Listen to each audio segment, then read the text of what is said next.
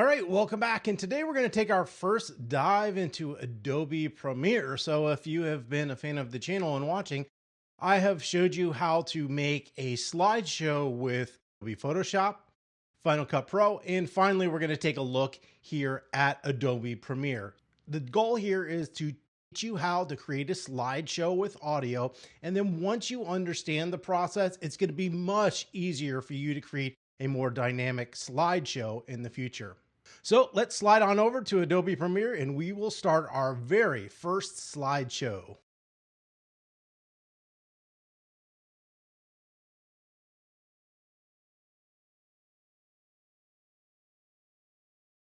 So we are in Adobe Premiere and this is really simple, new project. That's what we want to do. So we're going to go ahead and select that. Don't worry about the garbly gook. That's just OBS in the background. What we need to take a look at right here is project name. And so we will just call this slideshow test. Make sure the location you use has ample storage because videos can be quite large. In this case, I use a working SSD for all videos. No templates. We're just going to go ahead and hit create. There is a little thing here called skip import mode. We're not going to do that. I'll show you why.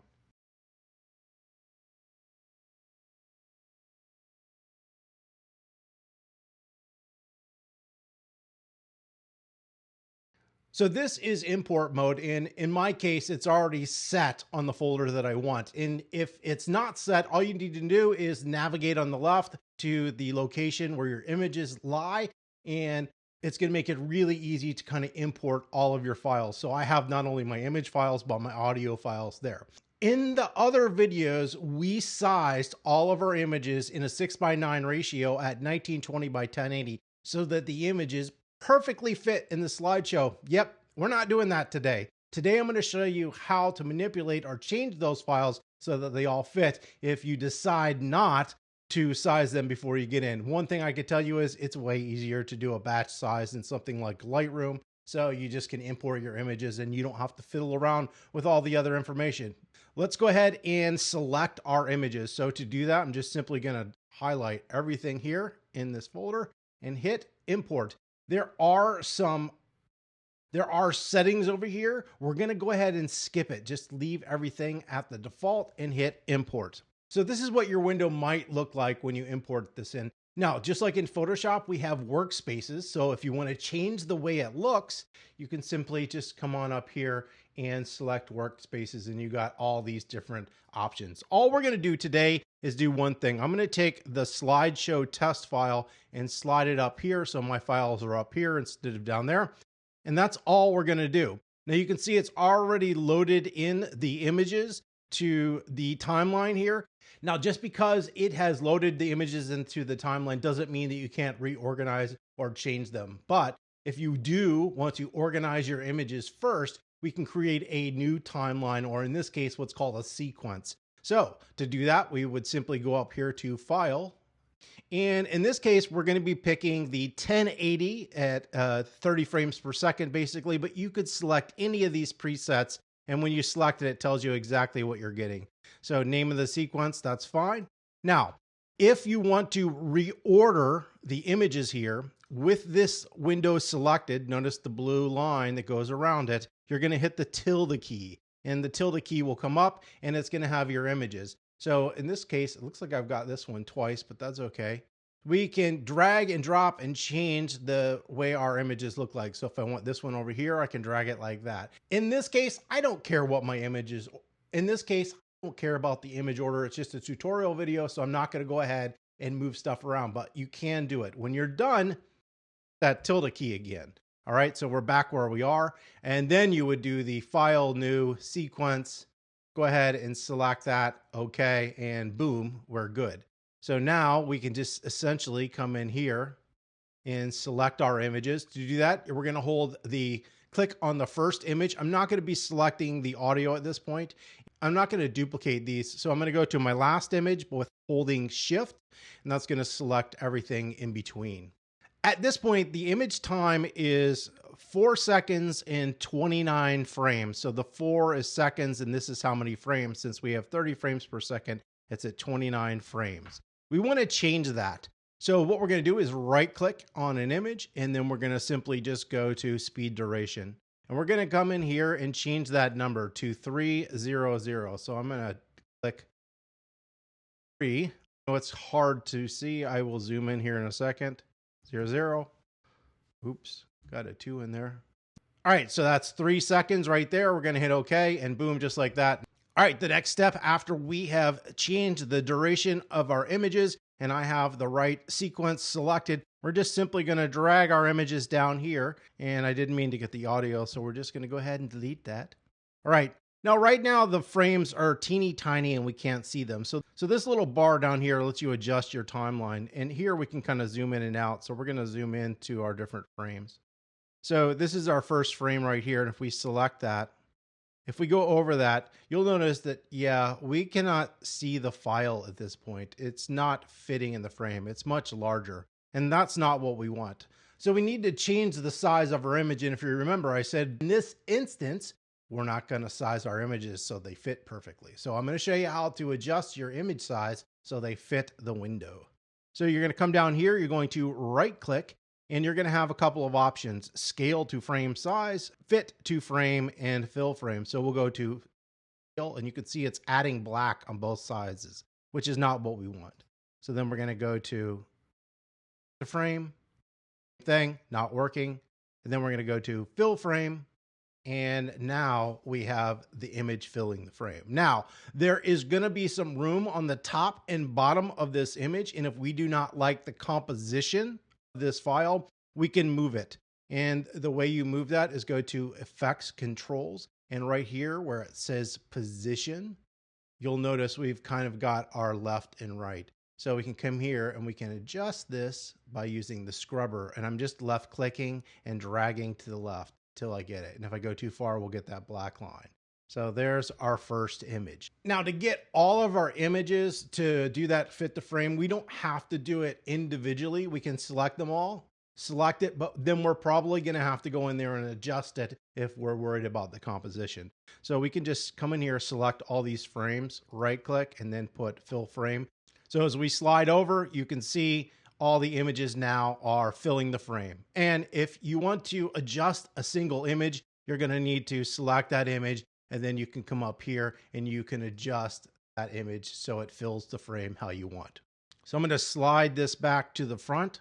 So for the next step, you'll remember we had a Ken Burns effect, and it was really easy. It was sort of a drag and drop in Final Cut Pro. So it's a little bit more difficult. We have to set what's called keyframes in Adobe Premiere to do the same thing, but it looks difficult, but it's actually not that difficult. So I'm going to show you how to create that kind of zoom and pan effect inside of Adobe Premiere. So we're going to take our cursor, and this is important. We're going to slide it all the way to the front of the file that we want, which is this one right here. And we're going to lock the position and the scale. So we see position and scale. We're going to click those little boxes so it looks like a little timer. And then what we're going to do is we're going to come here, and we need to go to the end of this frame. And I'm using my arrow key because you can see now I'm on the next frame. So we'll go back one more. Now we're going to change the scale or zoom in and pan. So let's say if I want to zoom in, I can do that. And then I can control where that little horse is. So we'll say we want to zoom into that location, and we're good. And that sets the keyframe position that we want. So now if we come here and we click play, it's going to zoom in to that point and then transition to the next image. So in this image right here, if we want to start zoomed in, we can come here to the beginning. We can zoom in.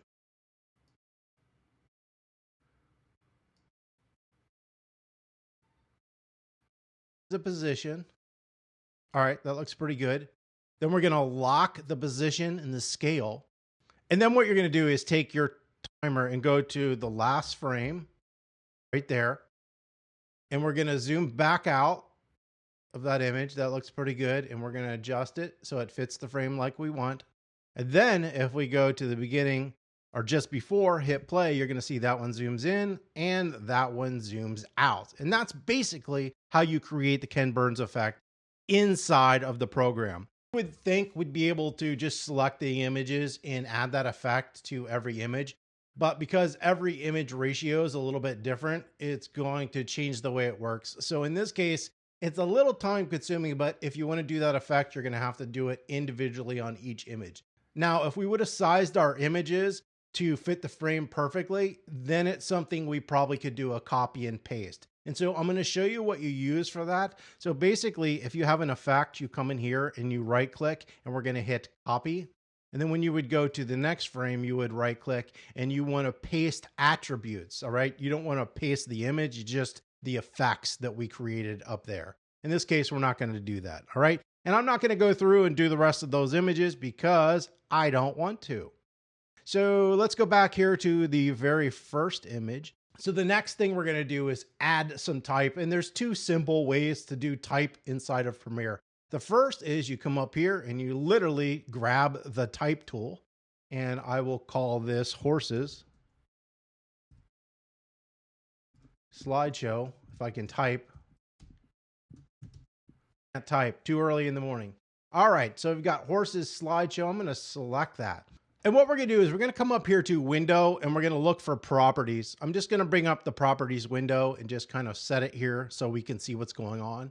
This is all the stuff that we can do to this text over here. So the first thing that I'm going to do is come here. I'm going to center it that way and center it that way. So now it's in the center.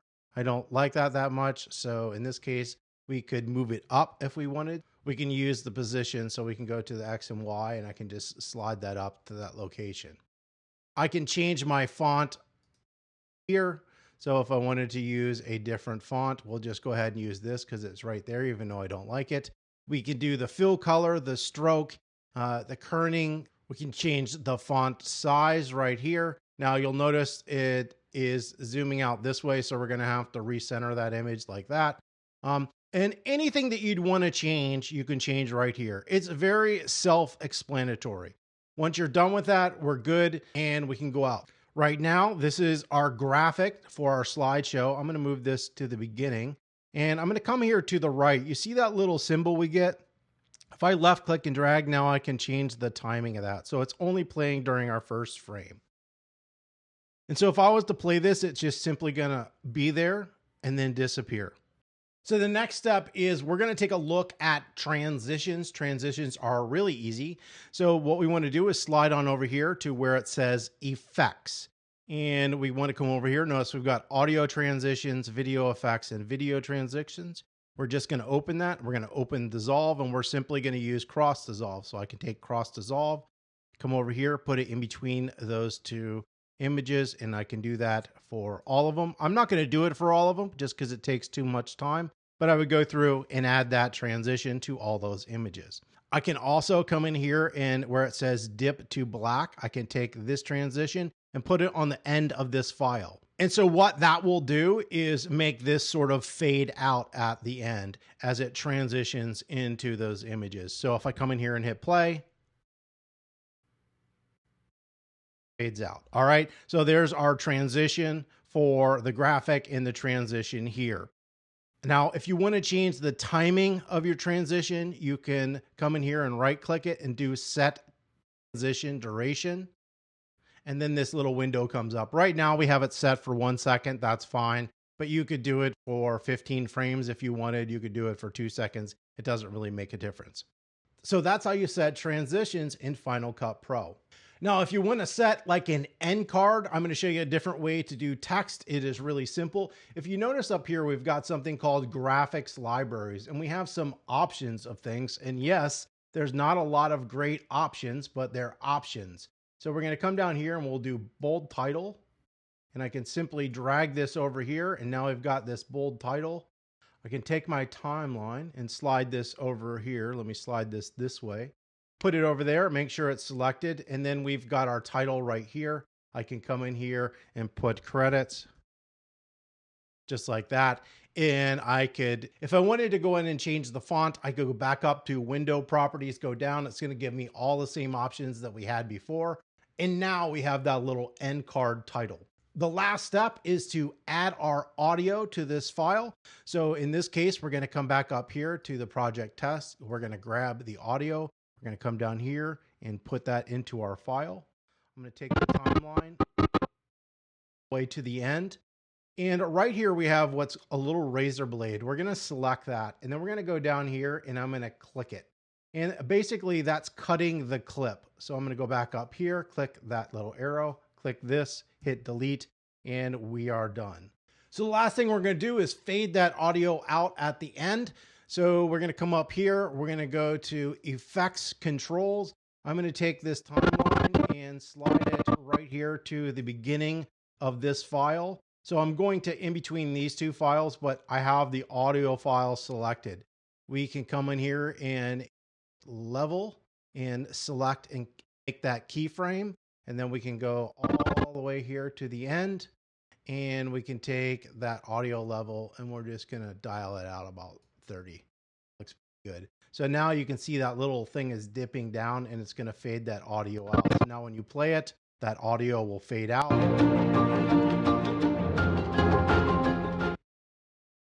And that's the end of the video. To save this, it's really simple. It looks complicated, but it's simple. We're going to select everything.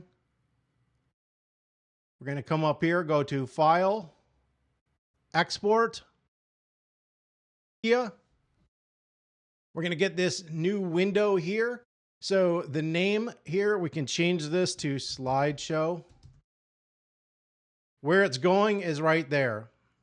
Right here, it says match source adaptive high bitrate. You could come in here. This is just a video, so you could do high quality HD, which is what we said. This is just going to automatically do whatever your image quality is. So either one, I'll click the high quality there. We're going to use the format of H.264, but you could choose whatever you wanted. We just need to make sure that it is a video format. You could come in here. We're going to leave all this stuff where it is, because we don't need to do anything, and we can simply just hit export. And it's going to encode, save that image, and you are done. And you have your final video.